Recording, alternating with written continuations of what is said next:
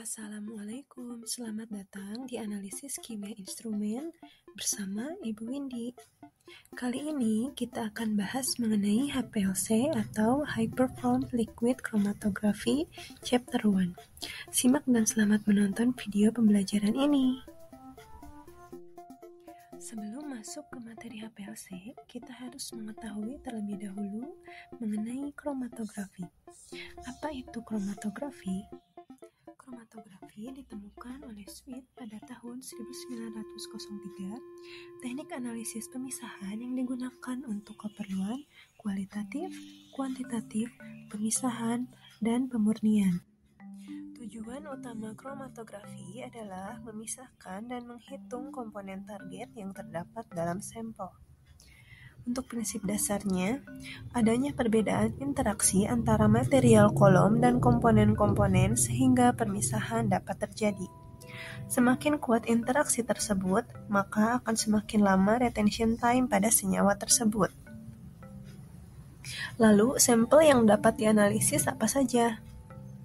Sampel yang dapat dianalisis harus berbentuk cair, homogen, bebas dari padatan, non-volatile, sampel yang stabil terhadap thermal atau sampel yang tidak stabil terhadap thermal, lalu kemudian tahan terhadap tekanan tinggi. Pada bidang apa saja HPLC diaplikasikan? Aplikasinya ada pada industri farmasi, forensik, industri makanan, bidang lingkungan, industri keramik, industri pigmen, dan banyak lainnya.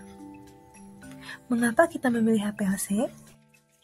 Dapat dilaksanakan pada suhu kamar, cepat dan mudah, peka, detektor dapat divariasikan, pelarut pengembang bisa berulang kali dipakai atau begitu juga dengan kolom.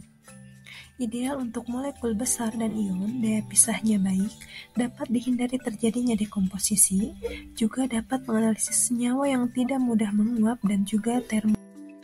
Fase dalam kromatografi terbagi menjadi fase diam, di mana berisi material aktif permukaan dalam bentuk partikel kecil atau pendukung padat yang dilapisi lapisan tipis berbentuk cairan atau yang sering disebut dengan kolom. Ini merupakan salah satu contoh kolom. Fase gerak merupakan gas atau cairan, di mana berfungsi membawa komponen campuran menuju detektor, juga dapat berinteraksi dengan solut-solut. Oleh karena itu, fase gerak merupakan salah satu faktor penentu keberhasilan dalam proses pemisahan. Syaratnya, inert, kelarutan harus bertindak sebagai pelarut yang baik, kemurnian tinggi, serta harus jernih untuk menghindarkan penyumbatan pada kolom. Kemudian untuk alat HPLC-nya sendiri adalah sebagai berikut.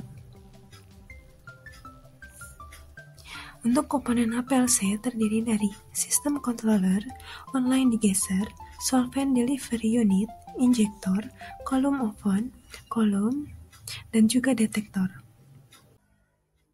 Diagram alir dari HPLC adalah mula-mula fase gerak dialirkan oleh pompa yang kemudian masuk ke dalam katup injeksi. Sampel diinjeksikan dengan bantuan mikrosiring menuju kolom bersamaan dengan fase gerak. Di dalam kolom terjadi interaksi antara komponen sehingga terjadi pemisahan. Hasil pemisahan dideteksi oleh detektor yang kemudian direkam dalam bentuk kromatogram. Hasil dari pemisahan menggunakan HPLC yaitu diperoleh kromatogram yang menjadi acuan untuk melakukan perhitungan atau penentuan konsentrasi. Untuk penjelasan lebih lengkap mengenai komponen HPLC akan dijelaskan lebih rinci pada chapter 2 ya. Sampai bertemu lagi di materi HPLC selanjutnya. Assalamualaikum.